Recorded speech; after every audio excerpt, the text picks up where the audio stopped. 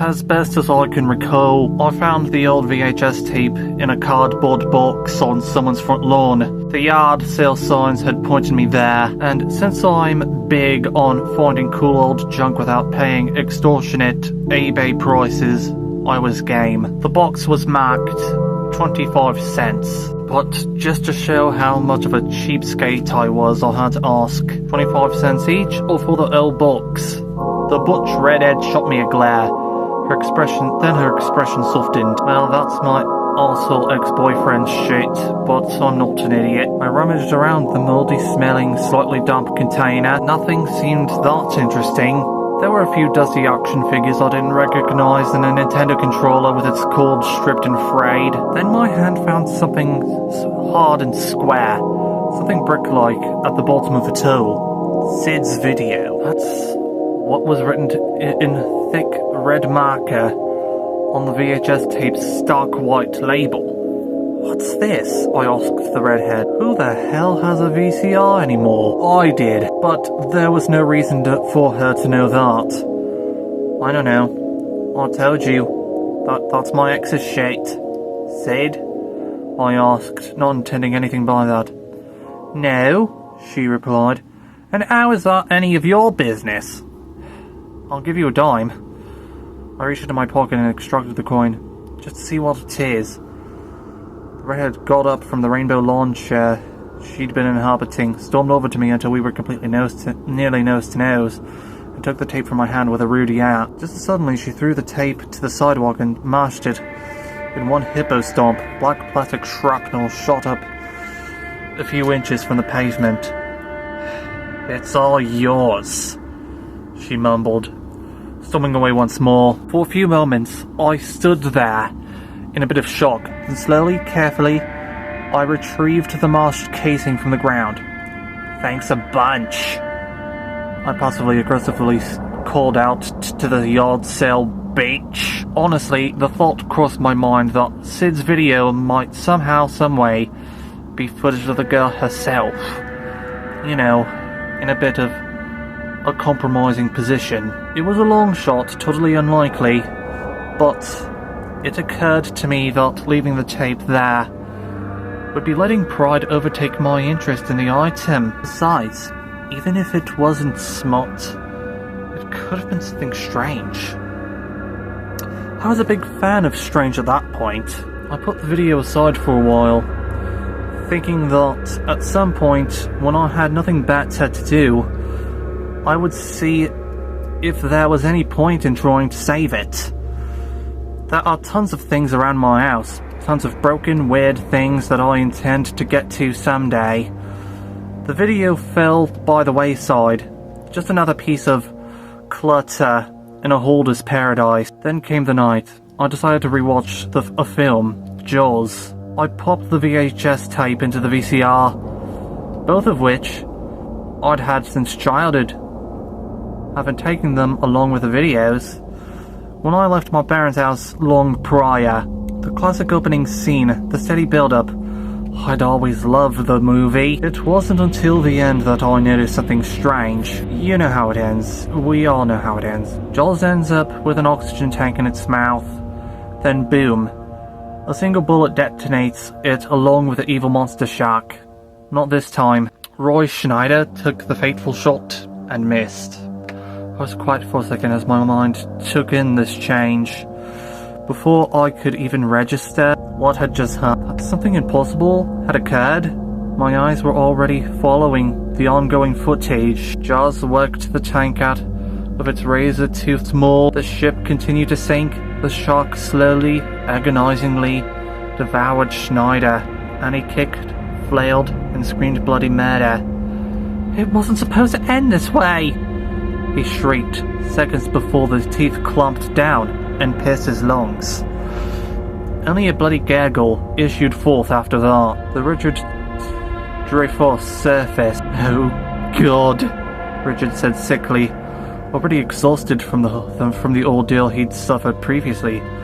Oh God, oh God, oh God. That dreaded fin sliced through the waves, and Richard disappeared under the surface. He only reappeared once after that.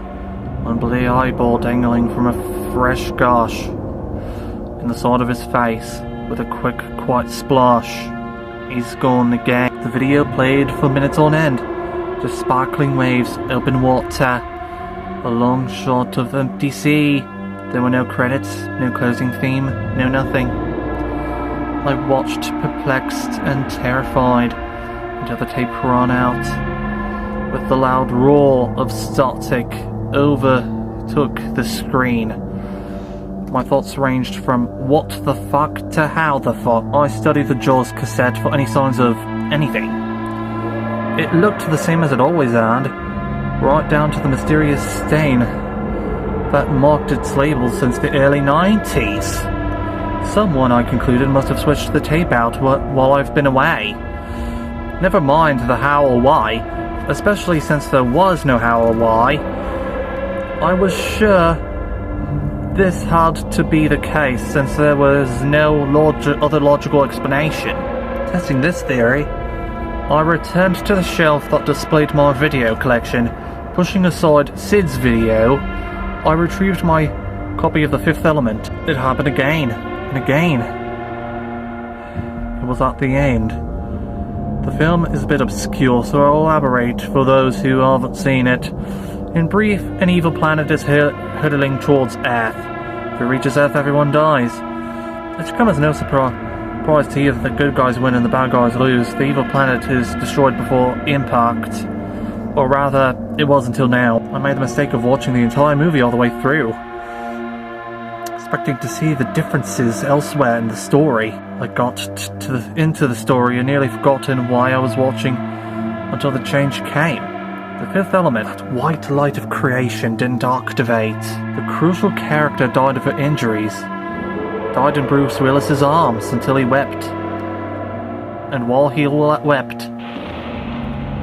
the world ended. First, the evil planet collided with the Earth. The film switched to a pulled back shot of the impact, then focused in on the characters. The main cast was obliterated. Since they stood at ground zero, they were immediately reduced to block and ash. Every other character, no matter how inconsequential, was shown burning to death in gory detail. Oddly dressed stewardesses and armor-heavy police screamed in terror as wave after wave of searing heat battered their carcasses against the ravished space-age landscape. I watched again until the tape ran out. As the Earth itself crumbled, it was the same with every tape I tried. Alien ended with Ripley dying from acid exposure. Batman, the Tim Burton vision, closed in the motionless face of Bruce Wayne. The lethal Joker venom, twisting his face into a pale green. Movie after movie, bad ending after bad ending, it was all the same. Even TV shows and concerts I had recorded in my youth had altered. The 90s Metallica show closed with the bandstand collapsing on the group. The audience, fleeing from the carnage, trampled itself into a crimson paste. It didn't take me much longer to realise what you've mostly caught on to. Sid's video. Suddenly, just carefully as I scooped up the broken tape, I removed it from the shelf and began picking over the cracked surface. Somehow, I knew this object was the cause of this strange occurrence. Looking meticulously, I glued together the bits I could, taped up the rest, and in the end, I was left with an incredibly ugly yet functional VHS tape. Well, Sid, I said to no one in particular, let's see what this is all about. It was a cartoon. A strange cartoon. The entire video was just of this little cartoon guy walking across a never-ending loop of idyllic scenery. The same identical scene repeated itself throughout. Well, that's not entirely true. Every so often a flicker of static or horizontal roll brought on by the damage had a strange effect on the scene. Sid would jump. And I don't mean jump like the picture would shift. He actually jumped in surprise, his tiny shoes leaving the cartoon soil. When the screen would roll suddenly, he seemed to wobble as if he was unsteady on his feet. Nothing seemed to get him down, however, as the little man continued walking after every jout. "Are you Sid?" I asked again, really addressing no one. Now I was the one who jumped, as the little man stopped in his tracks, turned to look directly at me and gave a jolly wave. "Hi there," came a happy little voice from the television speakers. The next few days, was spent in a haze of morbid curiosity. I dug up every movie I owned, VHS tapes, DVDs, anything. I threw in a few music CDs and tapes as well, just to see what happened. I figured out that leaving the videos next to or on top of the broken tape had much the same effect across the board. Shaun of the Dead, for example, was a little less funny when he and his girlfriend had their throats ripped out by the ravenous zombie hordes. The music remained completely unchanged, however, which was felt a little disappointing. It's so to think I actually felt cheated when I found no effect to that. The weirdest video by far had to be the Dora the Explorer DVD I picked up at a thrift store binge. I figured that Sid, if that was the little guy in the Infinite Paradise, might have a more interesting effect on another cartoon. I'd never seen Dora the Explorer before that night, but I made sure to watch every episode all the way through, so I'd know enough to spot any small tweaks. Imagine my surprise when those tweaks stood out like a sore thumb. The show apparently revolves around several life or death situations where Dora will turn to the viewing audience and ask the children what she should do. Kids' voices scream the answer like good little step-forward brats, and Dora continues on a mad quest. This time, however, there was no help to be found. Hung from a cliff's edge and looked towards the imaginary camera. "How do I get off this ledge?" she asked. There was no answer. She stared blankly out of the screen. Her expression never changed from that slight smile. "How do I get off this ledge?" she inquired again, no more frantic than she had been before. "How do I get off this ledge?" A few of her fingers loosened as fatigue started overtaking her small form. "How can I get off this ledge? How can I get off this ledge? How can I get—" Her hand slipped. She dropped like a stone. Her expression remained calm, vapid, as the footage followed her all the way to the rocky floor. There she landed with a gruesome bounce and laid still. Cartoon blood pulled around the child's broken body. The rest of the DVD beyond that episode was affected just as clearly. Every following episode consisted of shifting backgrounds and a myriad of foiled animals who would walk on screen, stand there dimly, and wander back off. There was no main character. There was no Dora. I have to say that looking back on things, I feel almost privileged to have seen the episode where Jerry falls out of his apartment window and lands directly on George. Similarly, watching a version of Finding Nemo where Nemo's never born and his father commits suicide was very intriguing. It seems that fish have a tough time with that sort of thing, but he managed. FYI, Breaking Bad was an entirely different experience. When Walter and Jesse are gruesomely murdered at the end of the first episode, I want to say everyone is a lot happier from then on, but unfortunately they all met untimely ends of their own as well. By season 4, it was just a series of vacant sets and Gus running a chicken restaurant until he died screaming in a sudden grease fire. I was kind of enjoying it. Call me what you will. Think whatever you want. But I felt like I'd stumbled across something special. That one cheap find of something priceless that I'd always been looking for. Still, I wanted to see more, to know more. What else could I do though? How else could I test the effects of this dark, funny little tape? I was reading through TV Guide when I realised what my next step would be. Sleepy Hollow, a new fantasy horror show was premiering that night. I removed the DVD player and replaced it with the VCR once more. Then I put Sid's video into the machine. I pressed record. My mind raced along with my pulse. As the little red light blinked, I was recording over Sid's tranquil environment, and I couldn't wait to see what would happen. Sure, maybe the whole thing would come to an end, but it was just as likely I'd discover some new trick he could do. The screen flickered. A fleeting burst of start-tick interrupted the show. Was it the video, or just a glitch in the network's transmission? Flicker. Start-tick. Before long, I was sitting in front of a violent shrub of chaotic hissing noise. Characters on screen were shot, slaughtered, beheaded, and I wasn't sure if that was supposed to happen or if something was being changed live right in front of my eyes. Then, characters who had been killed started appearing again, only to quickly suffer more gruesome and cruel fates. Characters would stumble on screen with missing limbs, gaping holes in their torsos, heads ripped open and bones exposed. It was never the same twice as the sickening slideshow unfolded before me.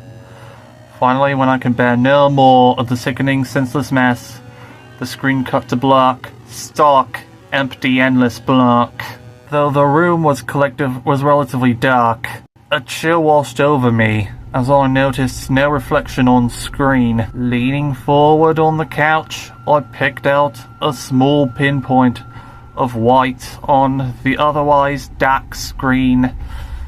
It was as if one single pixel had remained when all around it disappeared into nothingness.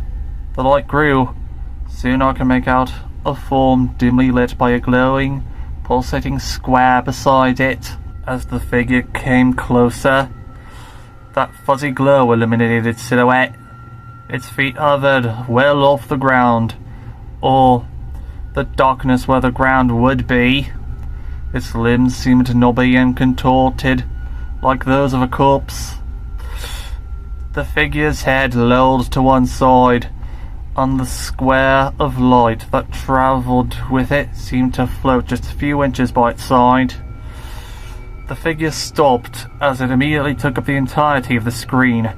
The shimmering square seemed to display its own contained spawn of static. Thinking it was clearly time to remove Sid's video and get rid of it, I turned on the lamp next to me. As soon as the light filled the room, it also illuminated the figure on screen. It was as if that light had pierced the television glass itself and cast an immediate and horrible beam across that face. That wretched, worm-eaten, desiccated face. Its missing eyes hooded by tattered lids.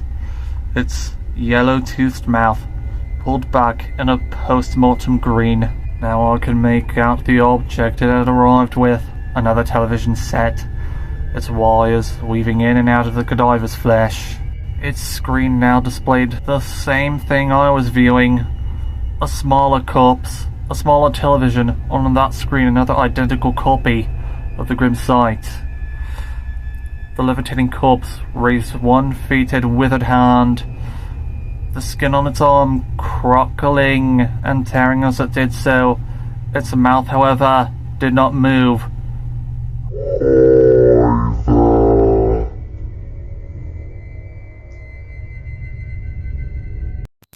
And that was Lost Episodes by Slimebeast. I review story now. Well, that was a trip. The reason that I'm recording this review as part of the second video is because it would be absolutely redundant to, make a review for, both videos. It would just be super duper redundant. Let's review part 1 first. So in part 1, Sid, I could buy his character. Sid sounds like a realistic person that could, you know, make alternative endings to movies and shows and all that, and put them on the tape.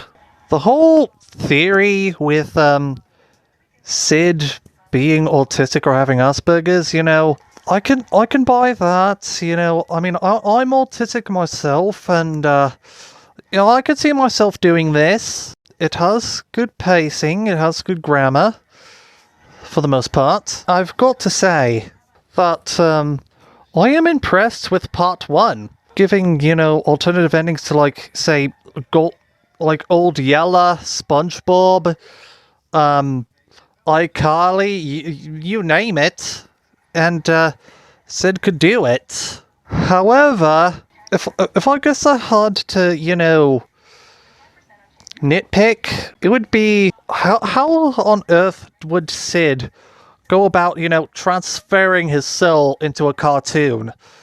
Like, did he have to do a ritual? Did he have to, like, you know, I don't know. Did he? I don't know what he did. Was it a science experiment? I don't know. But overall, I am impressed with part 1. Overall, I've got to give it like a 9 out of 10. As for part 2, I've got to say it went off into a strong start. I could definitely believe that some chick is selling her ex-boyfriend's shit, but like all of this after that, you know, Sid making all the alternative endings to movies and shows like Jules in Breaking Bad. Yeah, my thoughts is the same as the protagonists. How the fuck? I guess you can, you know, make it the argument that it's a bunch of supernatural mumbo jumbo, but you know, it's goofy, but you know, it's fun. It's the fun kind of goofy, honestly.